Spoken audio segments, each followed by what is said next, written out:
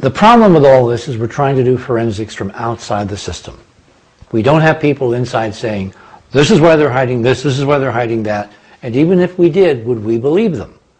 The lie is different at every level, and they have their set of lies that they're being told. So to really do this, you have to rely on the evidence itself. And then you have to rank that evidence in terms of the political realities of the entire culture in which you live, i.e. the United States, or the larger culture in which we live, which is the world. And when I look at the world, and I look at what's going on right now, the most intense fractional confrontations, the reasons for more bloodletting, more slaughter, more pain, more suffering, more conflict on this planet than any other, is the religious idea that my God is bigger than your God. In fact, your God isn't anything and you aren't anything either. And when you look at the presidential debates this year, what has come to the fore? Overwhelmingly, again and again and again, the religious background of the candidates. The Founding Fathers, that whirring sound you hear in the background is the Founding Fathers spinning in their graves because they tried to set up a political system where we separated politics from religion. Politics from our metaphysical ideas of who we are, what we are doing on this planet, who our creator is, etc., etc. And what we're seeing as the 21st century evolves, even in these first few years, is a blending and a fusion of religious perspectives with the body politic. And you just look at what the schism is now that is confronting everyone, which has given us the freedom, I'm using that in quotes, to create the patriot subversions of the Constitution, to create the NSA eavesdropping. It's all about religion. It's these bad guys, those nasty terrorist Muslims, the conflict of civilizations, that those people are out to basically ultimately kill all of us. You know, the only good Muslim is a dead Muslim, which of course is what the radicals on our side are saying, even though they claim that's not what they're saying. So we're living in a levels of illusion where at the base it's all about religious difference and religious intolerance and religious obsession that my God is the only God and you deserve to be killed because you don't believe in my God. Into that mix, you introduce the idea, a la Brookings, this official NASA report, that when NASA went out into space, it would logically find evidence of possibly more advanced beings. And it's said in the charter, you know, on the moon, Mars, or Venus. Well, advanced beings would have to be created by somebody, right? Whose God would create them? Was it your God? Was it my God? So when you go to the moon, like what I have on the screen, and as part of the Apollo program, you find what appears to be the head of a robot, a sentient being created by something greater than humankind and lesser than the angels, etc., etc. And then you see that in our own fiction, in George Lucas's Star Wars, there is this stunning similarity in our popular cultural mythos. The question has to arise, who in NASA knew what when and were terrified to tell us because of the religious implications. Now, if you look at ruins on the moon, or you look at ruins on Mars, particularly if you have a mile-long face on Mars, mile plus or minus, and it looks like us, remember there's this key phrase in the Old Testament, God created man in his image. Oh, wait a minute. If that's true, then what is this mile-long face doing lying on Mars? Mars isn't mentioned in the Old Testament. Who were the Martians? Were they created in God's image? Is that God's image lying in the desert? In other words, you begin to get into such levels of discourse and such levels of potential controversy and conflict and people killing each other over their version of the truth that Brookings said in 1959, and John Kennedy gave it to Congress in 60,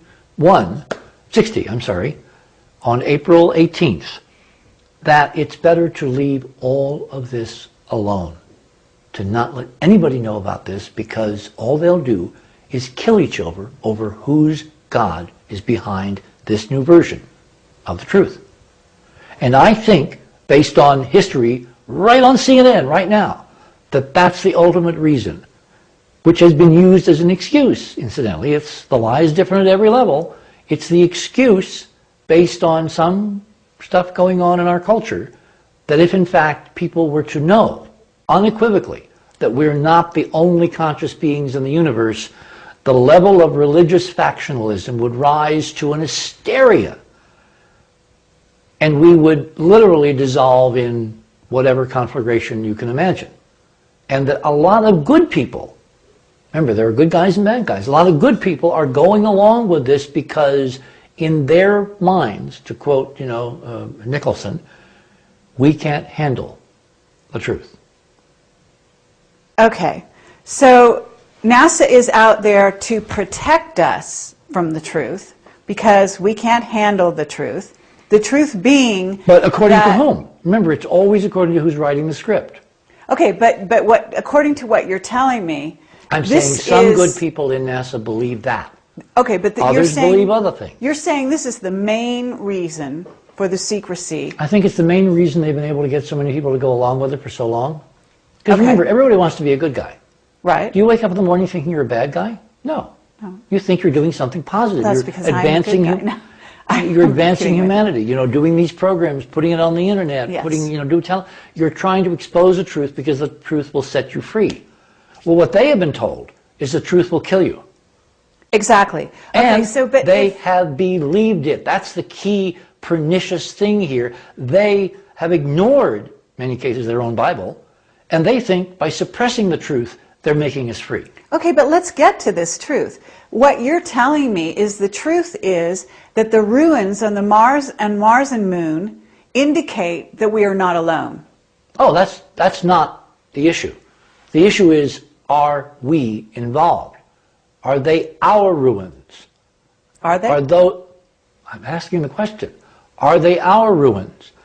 Did the great-great-great-great-grandmothers of the human race, created in God's image, put that stuff there? Well, if they are our ruins and they were created like us and they were us, our ancestors, whatever, then we don't have a religious problem because, hey, they're our ancestors. Or if they're not, and they were created by super alien beings who made us as a laboratory experiment and put us here to do what we're doing, which is not very good, then those guys become God. We're eavesdropping, we're trespassing literally on God's territory as you define God, which is not the big guy that I've been thinking of all my life since I grew up reading the Catechism, but something lower than the angels that basically is as fallible and as human and as mortal as all of us, but has been someone playing God. Can you imagine? Is this your premise, though? Are you investigating this? Of course. When you're looking at these ruins? I'm investigating all of this. Okay. The problem is how. It's very hard. It's really, really hard because you can't trust people who would tell you the truth. You have to find the original sources. And ultimately, we've got to go to Mars or the Moon and find the libraries. But then, of course, it's like, who's going to read them? Who's going to translate them? How do we have checks on the translators? How do we know the translations won't be cooked? That they won't be faked to abide with certain creeds, affirm that certain gods are real, or a god, but the other guys are pretenders. You have to, this is not a simple labyrinth. This is down the rabbit hole, through the wormhole, out to the other universe, back through the white hole, into the other galaxy. It is not simple, which is why it has waited 40-some years for the beginnings of a ray of sunlight where people actually now finally ultimately want to know the truth. And that gets back to the numbers and success of Dark Mission.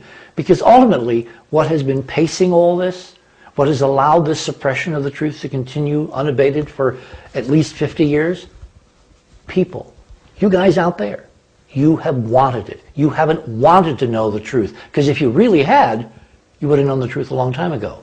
You're the problem, as opposed to being the solution. And just now, those of you who are watching are possibly becoming part of the solution to finding the truth. Now I want to ask you, if you're investigating what we found on Mars and the Moon, and you are, clearly, you've got documented evidence that you're you know, you're tracing this incredible dome, right, made out of, I don't even know what, on top of the moon that covers... Well, it's several domes made of glass. Okay. The simplest explanation is it's made of glass. The reason is because when we look at the Apollo analyses of the stuff they brought back, which I by and large believe in because it's like, why cook those books? Which is the chemistry. Overwhelmingly, it's silicon dioxide, which is glass. Okay. It's also what the Earth is made of. You know, how do you make glass here? How do you make huge, beautiful windows like this? You basically take the most common elements in the Earth's crust, you heat them up, you know, you refine them, you know, you melt them, you put them on these steel plates or rollers, and you roll it out, you press them, you know, and you make sheets of glass, plate glass. So it looks like the lunar ruins are made out of the most common material you find on the moon, which, by the way, when you make ruins, structural buildings out of glass on the moon, they're 20 times stronger than steel. And the reason is there's no water on the moon. There's no atmosphere. There's no impurities that get into the glass that make it weak and brittle. So on the moon, glass is a structural material. And it has, I mean, if you dope it with various minerals, metals, you can make it do all kinds of cool things. Like you can make it photochromic, where when it's exposed to sunlight, it gets dark, like sunglasses, you know, where they darken down automatically. And then as the lunar night would come, it would open up. You could make it radiation resistant. You could make it semi-transparent, so only certain wavelengths come in, other wavelengths are blocked. I mean, on the moon, on the front side, if you're at a place called Sinus Medi, the Middle Bay, when you look up directly overhead, there is this gorgeous Earth hanging overhead, spinning on its own axis, with clouds, day after day, week after week, month after month. The best real estate on the moon to see the Earth would be right there, and that's where we found our first amazing set of ruins. In fact, would you like me to show you what some of those ruins look like? Sure. Segue. Okay. As part of our lunar investigation, going back now to 1996, which is 11 years, I brought in a variety of experts in Enterprise to look at various aspects of this impossible to believe story at first hand. Namely, that Apollo went to the moon. The astronauts went there specifically chartered by NASA, by the president, as a mandate to go and find the technology secretly and bring it back and back engineer it. And that the Apollo, the race with the Russians to get to the moon before them, was a cover story. And we know that now because we have memos, which are in the book, in Dark Mission, from the White House, from the State Department. We have testimony from Premier Khrushchev's own son, Sergei, who was a fellow, I think, at Brown University, who confirms that from the moment that Kennedy walked into the Oval Office in 1960, after he was inaugurated on that afternoon of January 20th, he opened a dialogue with Premier Khrushchev, attempting to get him to go to the moon together. Now, logically, this is nuts, because if we're told all these years that the reason we went to the moon was to beat the Russians, why were we going to the moon at all, spending all that money at all, doing anything out there, if it wasn't to beat the Russians, if in fact secretly we were trying to go with the Russians? The only logical answer is there was something there that Kennedy felt was of overriding importance to humankind, to civilization, no matter where it is on this planet, that we had to share with our arch enemies in the Cold War. And ultimately, as we document in the book, it looks like they killed him for it. And then a few months later, they imprisoned Khrushchev and kept him under house arrest until his death, you know, several years after that. But ultimately, behind the scenes, we may have gone to the moon with them anyway. Isn't this We right? don't know. Again, Okay. we don't know. Okay. The gaps in the record are still big enough to fly the Enterprise through. What we do know is that we went. That Apollo went to the moon. We had 6 missions. We had one that didn't quite work the way we wanted it to, 13, which in itself has interesting gaps that I'm looking at in my copious spare time. But what we know now from the photographs they brought back, the photographs that I have looked at in the NASA archives, physically held them in my hands, photographs now leaked all over the web, all over NASA websites, all over the world for anybody to download and use a modicum of image processing like Photoshop or Corel Draw or whatever to Basically, turn up the gain, turn up the brightness. Look at what's in the sky, which should be totally black. You'll find this. Now, this is actually a perfect, idealized version of what you're going to find. This is a grid created by one of our experts, an architect named Robert Feartech, who we talk about in the book, who I brought into this back in the mid-90s to analyze the photographs and tell us what was there from a structural, constructional perspective. So what Robert did is created this grid in the computer. And then what we did was to look at some of the photographs. For instance, this is a Hasselblad image from Apollo 10. The frame number is AS1032-4810. So you can go to the archive and go to the website, download this picture, and you can see there are hints that there's something in the sky, really classic lunar terrain below. All you do is turn up the brightness. Remember that song, Turn Up the Volume? You turn up the gain. And you see this stunning grid work in the sky. Grid work which, this is a close-up now, does not belong. It's three-dimensional. It's rectilinear. It's girders up and down. It's stringers left and right. There's no doubt in anyone's mind who has anything to do with construction, has even built a house, that this is real. It's not scratches. It's not image weirdness in the chemistry bath of the developing of the film. It's real 3D manufactured stuff. Okay, And it doesn't so belong what's there. your theory on who manufactured that? Well, that goes back to the photograph I showed you a few minutes ago, which was the head. Oh.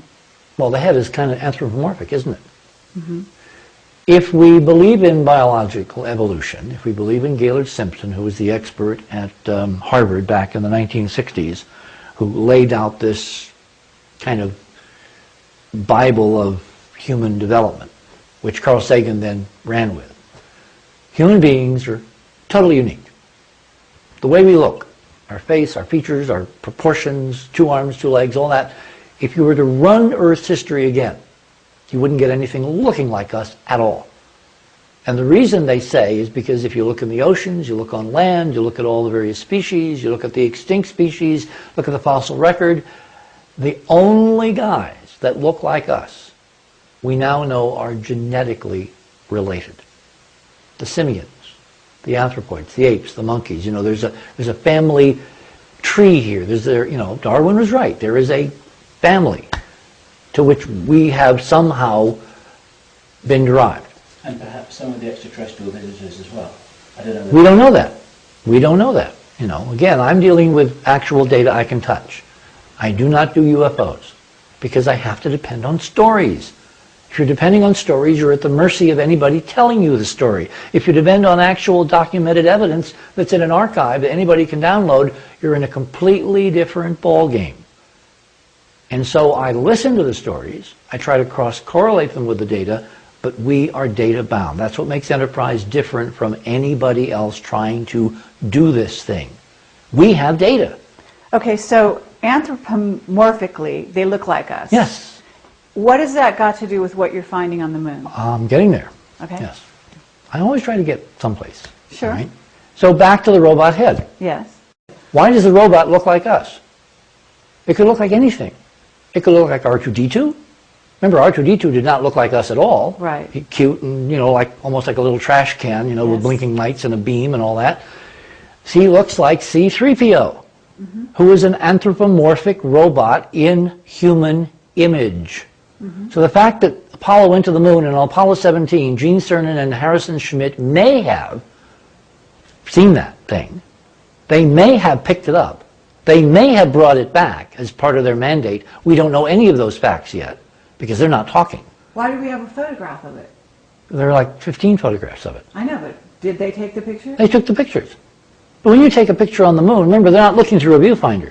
The camera was strapped to their chest. I have a photo. The fact is, the only way you aim the camera was with your body in your spacesuit. Okay. And you're sitting behind a glass. Hasselblad. Hasselblad, very high quality camera, but they're not looking at the scene. They're looking at the scene and they're taking pictures by moving their whole body, so they may not have even seen this. It was so far away. It's in the bottom of a crater which is the size of a football field. Well, who found it? I did.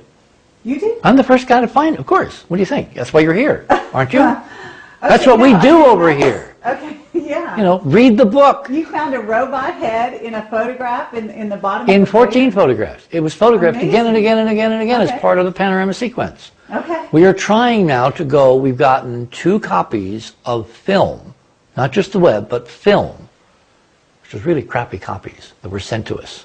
And what I was able to do, edit, put computer robot comparison with C3PO, I was able to take 2 of those images and superimpose them very carefully, one on top of the other. This is a standard photo technique for amplifying signal and averaging noise, because every photograph has noise. If you do that, the mathematical equation says that you drive down the noise by the square root of the number of frames you can successfully, carefully superimpose. Ultimately, we got 14 frames to play with. I need higher resolution, but I've done some playing around in the computer with even those frames, and you get very interesting results. The 2 frames that were actually film that we used, we were able to superimpose them, and that's when the eyes popped out. The round irises, the camera eyes that tell me this is not a desiccated human being lying there on the moon. One of the lunar colonists that we were positing was there at one point. This is an artificial life form, a robot. We've called it Data's head. Doesn't look like Data, looks much more like C3PO, which opens a whole doorway to what does George Lucas know and when did he know it.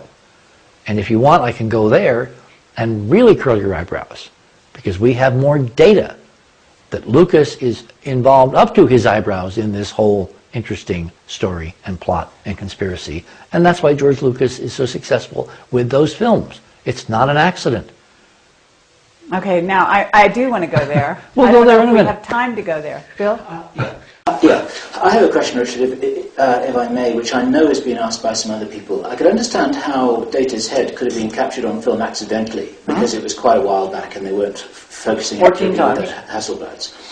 But with these very large structures that you've identified on your photographs, these would clearly have been in the background for the astronauts who were taking those images. Why would they have permitted those images to be in the background when all they had to do is to take the photograph the other way? This is a photograph taken from Apollo 14.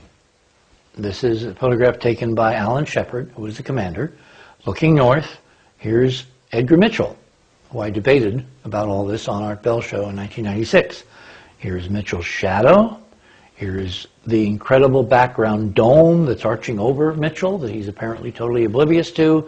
And here is an inset area where, because I have an original print of this priceless image, saved from deliberate destruction by NASA, by a gentleman named Ken Johnston in 1971, I believe, saved for 30 years and then physically handed to me in Seattle in 1995, where I was able to put it on a computer scanner, which is pretty primitive then compared to what we have now, scan it, turn up the brightness, turn up the gain, and bingo, out popped all this astonishing geometry.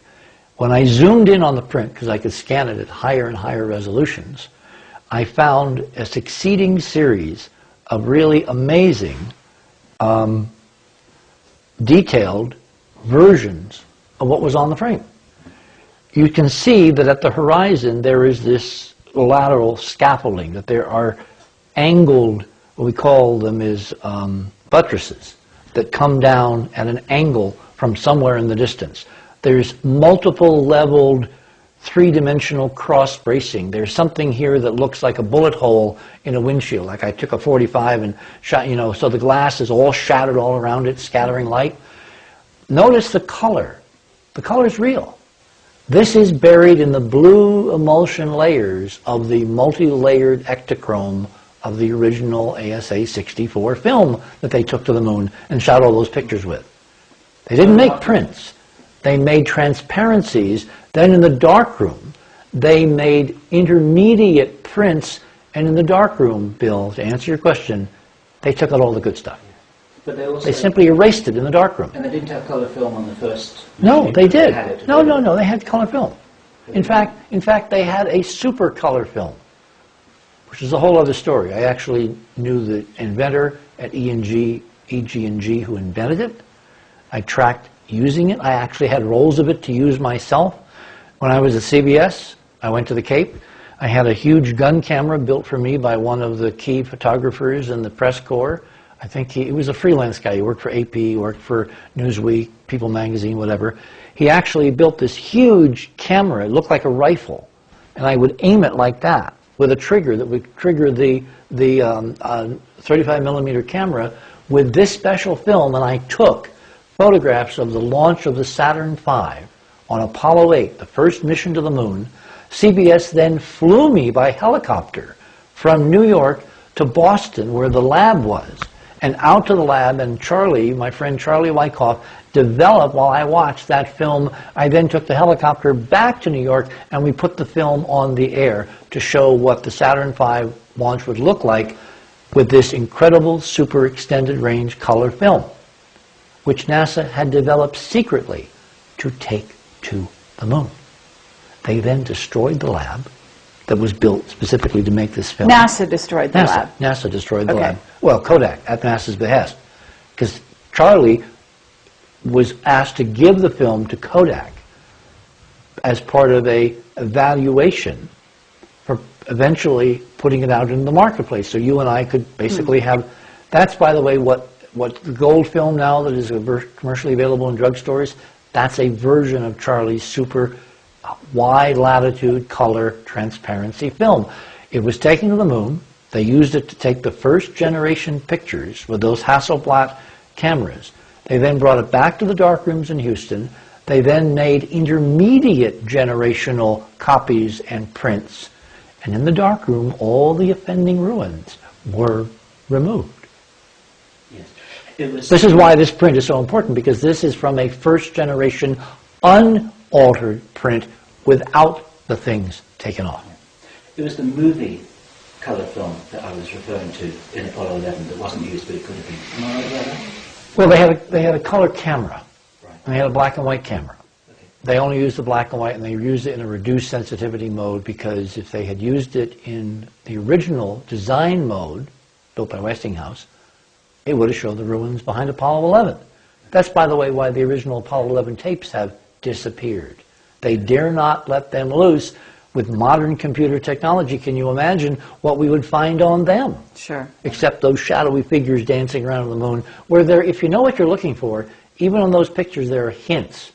But there's this enormous element of plausible deniability, because people can say, oh, that's just bad photography, bad lighting. So there's no proof. This is now the inset showing Mitchell, and showing where we did this, and showing the stunning three-dimensional geometry of the glass. We call this Mitchell under glass. And yet when I talked to him on the Bell Show and debated him, he claimed to have seen nothing. And I gave him a pass at that time, because I thought that part of the problem had to do with the fact that he literally could not see. This is now a close-up showing what I call the bullet hole. Notice all the 3D geometry, this amazing three-dimensional lattice, and you can see the stair steps of brilliant glass shining, and the lunar surface is overexposed. Because remember, this is very dim. This is probably the consistency of cigarette smoke. It is so fine because it's been beaten and beaten and beaten to death by an incessant micrometeoric rain. So after how many millions of years, there's almost nothing left.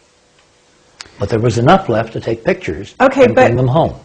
To piggyback on Bill's question, why would they leave any trace? Do they want someone to find it? Did they want you to find it? Let me continue the logic train, then we'll get to that. Okay. This is a curve, a light curve of human visual sensitivity. Our visual sensitivity peaks in what's called the yellow-green, which is where the solar spectrum peaks, by the way, so that's probably not an accident. And as you can see, as we go toward the red end of the spectrum, it gets really low. This is the sensitivity curve. This is 100%. This would be 0. So it's really way down in the noise. And as you get toward the blue and the violet, it gets very noisy. So you really don't see, at low light levels, much of anything in the blue or the red. You may see a little bit in the green. But film, of course, has a very different sensitivity. So now we come to the astronauts. Each astronaut was outfitted, we were told, with a gold visor designed to protect them from ultraviolet light, like a sunscreen or Polaroid sunglasses or whatever. That's another NASA lie. I can prove it. Watch.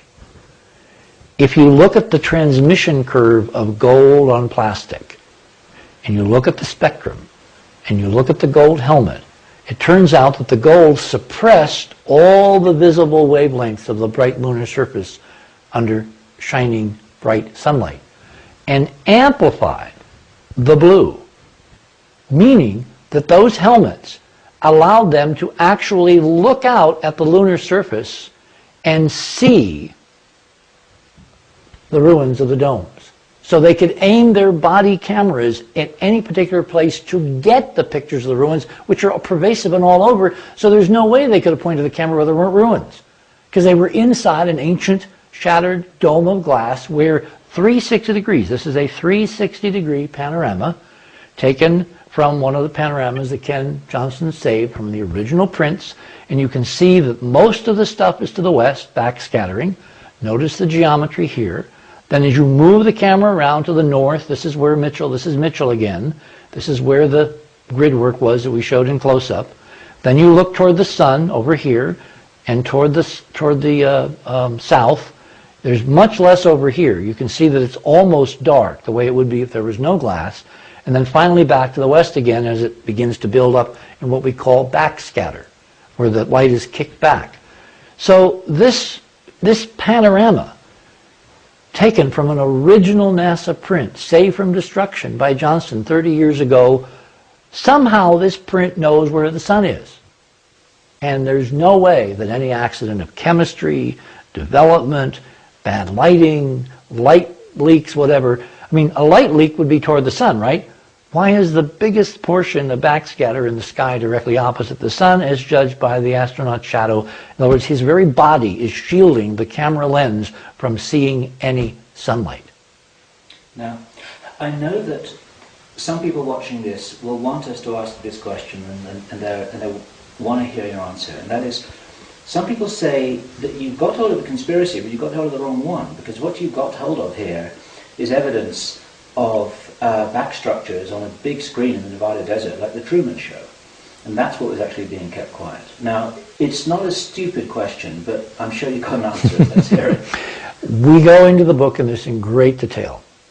To my mind, there is zero probability, and I rarely use the word zero probability, that the lunar landings were faked, given all the politics, given the Nazi backstory of what they were looking for, given von Braun, given the Kennedy-Khrushchev thing. Why would we go if there wasn't something there to go for?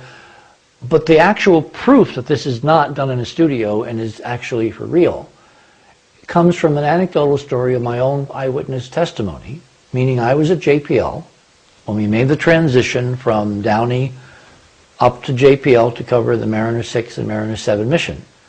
And I was there as someone in the auditorium being squired around by the head of NASA Public Affairs for JPL, named Frank Bristow, was walking this guy around who was putting some little pamphlet on every reporter's seat in the auditorium, and then was led outside to hand personally a copy of this memo, whatever it was, to every reporter who was in the press room waiting for one of the press conferences to begin. So I got one and I read it, and I was flabbergasted. Because here was a guy being officially sponsored by a NASA official, handing out a document that said the entire Apollo 11 mission was just completed in a studio, a soundstage in Nevada. The whole thing is a fake. And I wished I had kept that document. We're now looking for some reporter who at the time, actually as a sidebar, as a kind of a, isn't it cute what things happen around these missions, actually published a story based on that 2-page Mimeo handout, because somebody had to have done it. Possibly at the Pasadena Star News, which is one place we're looking, possibly even in the New York Times. I haven't looked. I haven't had time to look. The point is that there were other reporters, both well-known and no one will ever hear of them, reporters. 1,000 people were covering those missions in those days. Somebody had to have kept, just as an historical anachronism, a copy of that memo. Now what that means, as I say in Dark Mission, is politically NASA itself was starting the rumor before Neil and Buzz and Mike Collins even got home that Apollo was a fake. Why would NASA, in their wildest dreams, be starting a rumor that would mature 30 years down the road? The answer is inoculation. The answer is that if it ever came out that there was real stuff there that they were hiding, they could divert the conspiracy crowd to the fake conspiracy that we never went to the moon by planting the seeds, by planting the meme in the culture generations before, which would then bear fruit, which it did on Fox Television. Gosh, Fox Television, that's interesting. And it would divert those people from asking the real question, which of course is, what did they find on the moon, and when did they find it, and when did they decide to lie about it for all these years? So the astronauts, even Mitchell, you're saying, had a visor that actually made it possible for them to see this wall of glass, so they could take the pictures of the right whatever, stuff. Yeah. And photograph it. Yeah. So when you asked Mitchell, and he said he didn't see anything, what is your theory on why he's lying? See, Carrie is like a good attorney. She knows the answer to the question. She never asks a question where she doesn't know the answer. So I will give her the answer now that she knows. I think Ed Mitchell is telling the absolute truth. Okay, now this answer I don't know. Ah, so she didn't know the answer. No? Because she hasn't read that part of Dark Mission. That's right. The reason, the resolution of this paradox is that Ed Mitchell has had something happen to his mind. Oh, that answer I did know. Okay. The astronauts, I believe, have been tampered with. Yes. There are all kinds of papers now coming out in the open literature about technologies which can selectively wipe out your memories on specific events. And I believe, and I have in the book, Mike and I carefully put in document after document after document of reference to all of the astronauts at one time or another have complained about not being able to remember what they did on the moon. Yes, and they come up with various rationales. Yes. You know, like some of them, like Pete Conrad, used to come up with a flip answer. Oh, it was real super gee whiz, golly boy, was it great. Which was a cover for the fact that he was very frustrated in private conversations, on the record with certain reporters, that he couldn't remember. We had a conference in Wyoming several years ago. Wyoming is a hotbed of CIA and ex-Intel guys who are all bought big, beautiful farms and ranches, so they'll keep their mouth shut. They're basically bought off. That's how they're bought off. I was invited to present data on Mars by one of these former CIA big rancher types who had a very beautiful wife who happened to be a medical doctor. Without mentioning names, because they're still alive and I would like to keep them alive, things got really, really, really weird. Because I was ostensibly invited to present the Mars data, Cydonia, our work at the UN, our expose in the NASA briefings, at NASA Lewis on Mars. And suddenly, I surprised them by presenting a whole bunch of stuff for the first time on the moon. And this individual freaked out. Oh, wow. And his wife, who it turned out had been one of the doctors who had debriefed the astronauts, the crew, she orbited around the conference, never even coming in, talking to some of the people who were there with us and saying, I don't know why this is so disturbing, but I just can't sit through this. So it's the old who watches the watchers. Even, I believe, she had her mind altered so she would not remember the truth after she had done. So how far up the chain does this go? How many watchers have they had to change their minds with some technology? And the technology is not perfect. I think we're seeing evidence that the technology again and again breaks down. If you read, for instance, Buzz Aldrin's first-person testimony in his own books, he talks about how Jay Barbary, who was a colleague of mine from NBC News, I knew Jay back when I was with Cronkite. I was just a young whippersnapper, and Jay is now this senior space correspondent still covering the shuttle for NBC, asking very perceptive questions from the press corps. Jay innocently invited Buzz to I think it was a Kiwanis Club meeting up in Palmdale, which is one of the NASA facilities north of Los Angeles, where they, in fact, have tested a lot of the components of the secret space program and the secret military program, including the shuttle. And so he invites him into this meeting, and a whole bunch of rah-rah, jet jockeys and engineers, and, the old slap you on the back, good old boy network. You know exactly what I'm talking about. And he asks, they're sitting on a stage, and they got two chairs, and it's like very conversation. And he says to Buzz, Jay asks Buzz, well, what did it feel like to walk on the moon for the first time? And in his own book, Buzz Aldrin says that at that moment he became violently ill. He had to rush off the stage. He went out to the alley and he threw up. Wow. And his wife came out all upset because she thought something was seriously wrong, which of course it was. This is classic aversion therapy. Mm-hmm. Classic aversion therapy. Mm-hmm. So yes, I believe the astronauts are blameless. Mm. All except for Neil Armstrong. Okay. I think Neil Armstrong fully has his memories. Mm-hmm. I think Neil Armstrong, as the icon, first person of the human family now to walk on the moon, mm-hmm. has been left alone. And that is why Neil Armstrong never says anything in public about the space program. They wind him up and bring him out at a couple of these ceremonies. Like in 1994, he was at the White House with President Clinton and a bunch of students, and it was a whole arranged photo op. And he stands there making a speech, and I had someone the other night analyze the body language and his voice and talk about how incredibly nervous and incredibly upset he appeared to be, which you can see on tape. We have the tape. And what he started out by doing was comparing all the astronauts, the entire astronaut corps, all his colleagues who landed on the moon, to parrots. Mm. He said, and parrots don't fly very well. Parrots also don't tell you the truth. Oh, they tell you what they're told.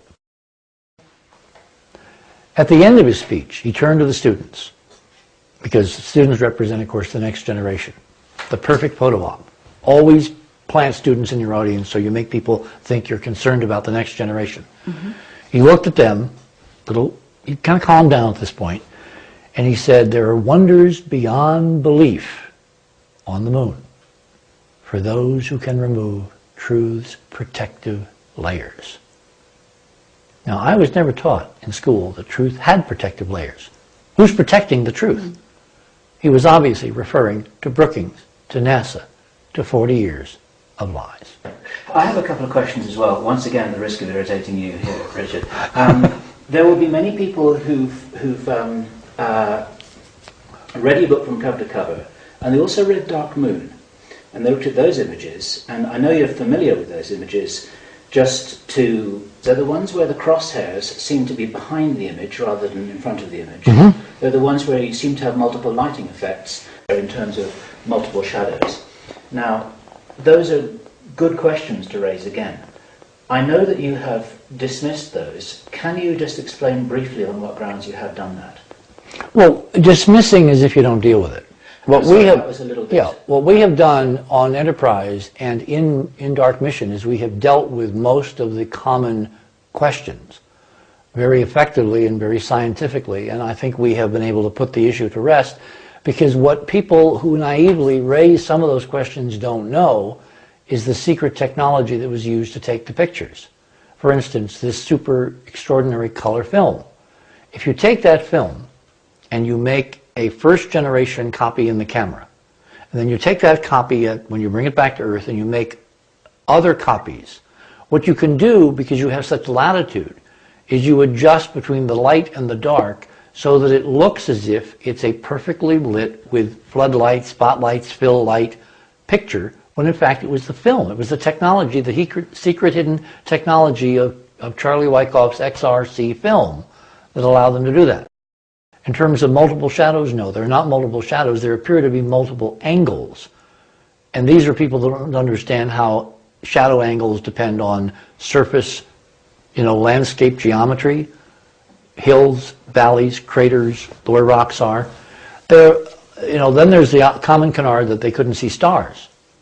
Well, Ken Johnston reports, remember he's the official guy in charge of the photographs in the Lunar Receiving Laboratory from Apollo, told by his people to eventually destroy all but one set of the films, who walked through one building one day and noticed that there were a group of people, 3 or 4 people, who were doing something with negatives and paint. They were painting out the sky above the horizon. And as any good manager at NASA, he said, "What the hell are you doing?" And the answer was, "Oh, we're strippers," which is a kind of a flip answer, because that's a term that comes from Hollywood, where they would make matte paintings and they would strip them into the background film so that in Forbidden Planet, you see the illusion of the monster against the Chesley Bonstell painting of the twin moon alien world, Altair 4, that the expedition landed on. So he explores it a little further and he says, "Well, what are you really doing?" Well, the guy in charge of these several women that were doing this, they were women, by the way, he said, "Well, what we're doing is we're painting out the stars so that it doesn't confuse people." Now, the stars, as part of the original NASA photograph, have been a major cause of concern to a lot of these people who've been concerned that you don't see stars on a lunar picture, and they think naively that you should. Well, in fact, if you take a picture in the daytime on the moon, you're not going to see stars. The reason is the stars are so incredibly faint, and the sun is so bright that you cannot expose one picture that will be decent exposure of the surface and see the stars at the same time. You can do this on any day or night here on Earth. Go out on a moonlit night or moonless night and try to get stars and then have someone light up the foreground with floodlights, and you'll quickly see the foreground will totally overexpose, even with weak, feeble artificial illumination, because the stars are so incredibly weak that you can't record the two on the same shot. Significantly for what Ken says to us is that the people who were doing the painting out obviously were painting out this stuff. They were painting out the glass ruins, the sparkles, the pieces of glass that just at the right angle would kick sunlight back into the camera lens, and it would be unmistakable. There was something there in the sky that should not be there. The fact that they thought that they were painting out the stars and not the glass means they also believed the lie. The lie was different at every level, and at their level of the lie, they had been told, "We're getting rid of the stars because they'd be confusing." So it's an internally consistent story that has elements of first-person testimony, photographic evidence, corroboration on the web all over the world now from someone leaking amazing, untouched generation versions, probably scanned from these original XR Ektachrome transparencies. And it all fits together as a coherent whole that NASA has been suppressing real lunar ruins for over 40 years. Somebody who is a valuable insider source of ours, I had the good fortune to be able to talk with him at length just a very short while ago. And I know that you are very suspicious of any insider's testimony, and I understand why. But let me show you the story. And although we had... Well, it's not accompanied by physical evidence. Of course. See, the difference from Ken is he had an actual set of physical prints. I understand that. Which hold up. Yeah, I understand that. But this is a kind of conversation that we could have had over dinner last night and we didn't have it. I asked this guy and had a lot of conversations with him about a lot of things. And I thought, I've never asked him whether we went to the moon or not. And I said, "Hey, did we really go to the moon?" And there was the longest silence. And I didn't know what he was going to say. It was like a really, really long pause. And eventually, he said, "Yes." And he said, "But it wasn't that simple," he said. He said, "We went there with help." He said, "We had advanced technology that was not part of the formal Apollo program, was not part of accepted science at that time, that helped us get through the Van Allen belts. And actually was also built into the LEM that enabled it to take off without leaving a blast crater and so on and so forth." And he said the astronauts were aware of this, and this is the reason that he attributed to their reluctance to be interviewed and so on and so forth. He said it's a very complicated story, that he said most of the missions went to the moon. I didn't push him on that. But he said, he said those guys, he said it was all set up on a fake stage. That's not true. But some of the stuff was actually fabricated in preparation for this, so that the whole story would hang together in the public eye because of the complicated PR aspects of it and so on and so forth. Now, Do you know this person's background? yes, I do. You know what role he played in NASA? He wasn't in NASA. He wasn't in NASA. Okay. He's worked in a lot of black projects. He was an electronic specialist. He had the opportunity. He worked in Livermore. He worked for a lot of black projects. He knew You people. worked for NOAA. He asked questions. He wasn't involved in NASA. Well, He it's wasn't part- involved in the program. Without talking to him myself, because I think I know what you're talking about, my impression would be that he's another victim of the lies different at every level. Okay. He's been given, which satisfies his national security experience, the lie that they're covering up the technology. I Because understand. nowhere in his lexicon are they covering up ancient ruins. Yes. It's not first-hand information he was giving us. It was something that I believe he had learned during the course of his work. But that From might be someone else. because he was talking to a cop, and Yeah, right. I absolutely understand. So, but you understand how he can be honest and sincere and still totally mistaken. It's the biggest problem. for Because people it gives trying him to- something that makes sense to him. Oh, they're going to hide this technology. Which, of course, if we're right, there's been a secret development of real anti-gravity technology in parallel with the public official Apollo program.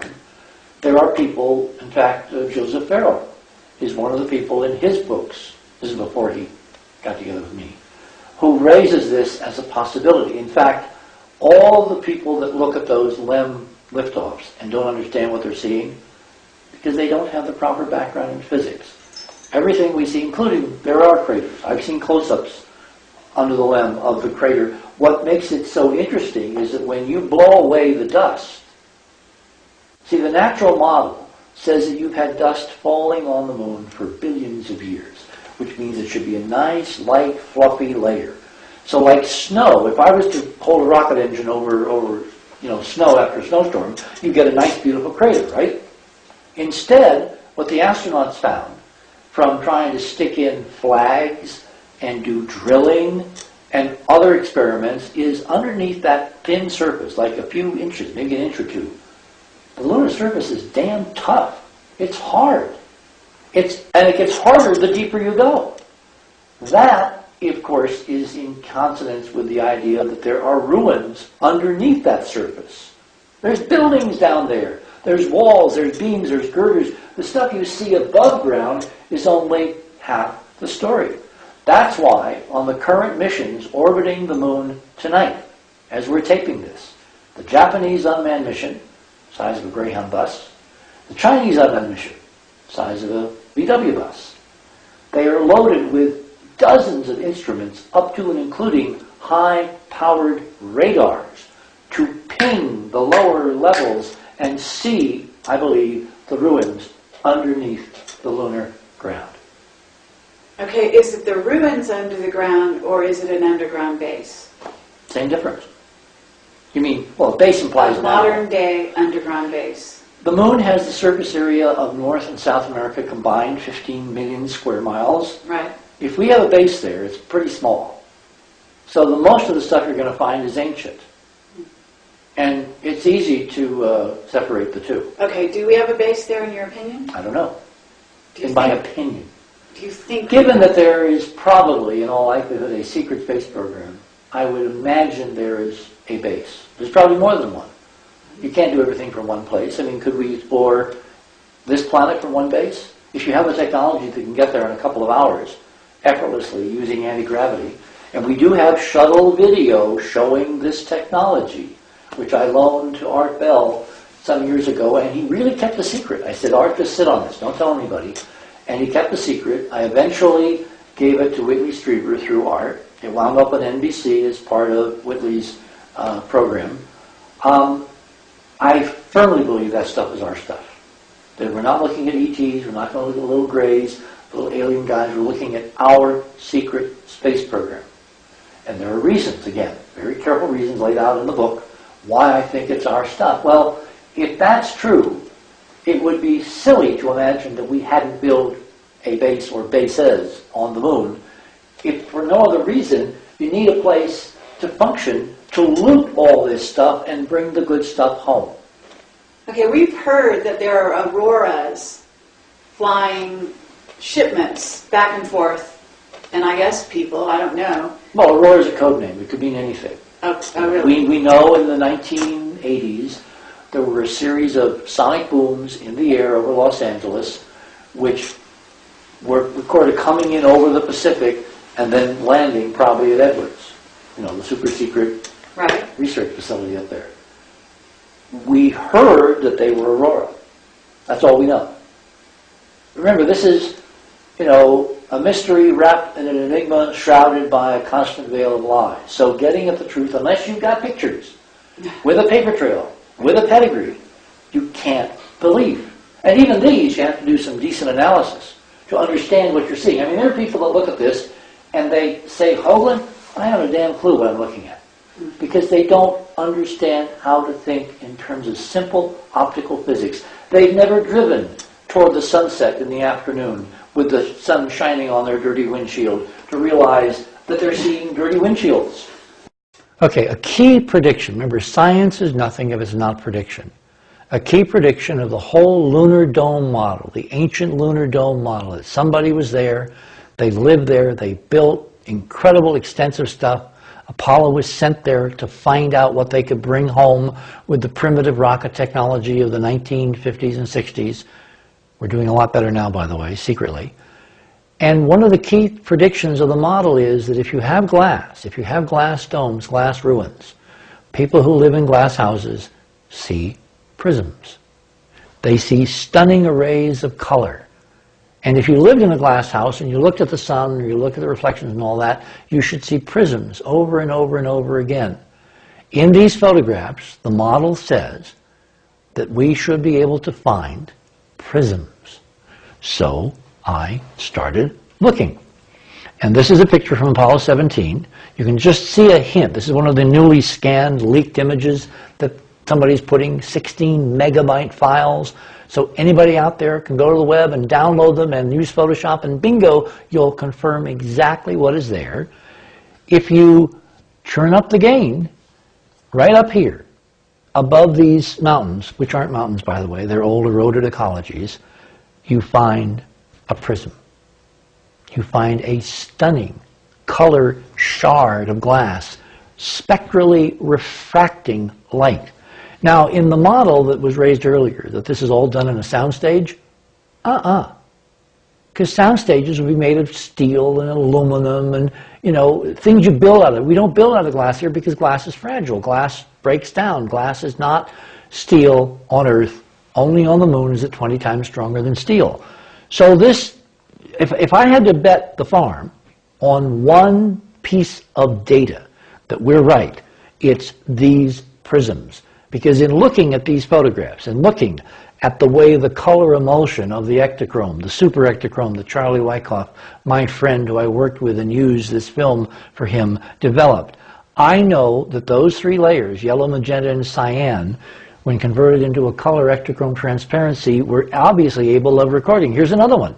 This one has a prism going up and a prism going down. It's called birefraction. It's a double refraction. And as you look through, here's a comparison. The one I showed you first, here's the second one. Notice the angle is different. That's because it was taken at a different angle in relation to the sun. So the physics of the refraction, of the formation of the prisms, here's one of my favorites. This is the PR shot. Cernan wearing the commander's stripes with the flag, but if you look up here in the darkness, in the dome that's over Taurus Littrow, and you enlarge it, lo and behold, you find a prism, a double prism. And you can actually see it's aligned with the stringers in the glass. There's another one here. There's another one up here. These are overwhelming proof, an optical physicist's proof, that what we're seeing is in fact real. Here's probably my favorite. Here is Harrison Schmitt in the moon, lunar landscape, Taurus Littrow Valley, gray landscape, everything we've been told. Here's a color chart, all right? Here's our calibrator, red, green, and blue. This is the grayscale. It's called a gnomon. They would put this out in the photographs to calibrate the color. Well, the color is strangely unsaturated. It's like NASA, when they put these out, they've turned down the color. You want to see why? Because when you turn the color back up to the way it should be, bingo, you have sunrise on the moon. You have layered sunrise, just like looking outside here. As you're filming this, look outside, you will see the same layering of light and color under the Earth's atmosphere, except we all know, and we can prove, there is no atmosphere on the moon. Just watch a star as it goes behind the moon some night. It does not twinkle. It disappears like that. So John Lear, dear John, you're wrong. There is no atmosphere on the moon. But there are these huge grids of glass. And when you look in the right way at these pictures, remember, this is an official picture. Not only do you see the color spectrum of a sunrise, but right here, there's this nice, incredible prism made of glass, refracting sunlight back into the camera. And notice the angle. It's almost horizontal because when Saarinen took this picture, the sun was to his back. He was facing almost directly away from the sun, and the geometry of the domes made the prism flat. This, to me, is overwhelming evidence of these ancient lunar domes. And we've learned that NASA is very happy to adjust the color of their images from the Mars images. Oh, instantly. Instantly. Wonderful. I'm done. He's a gem, he's a gem, he's a gem.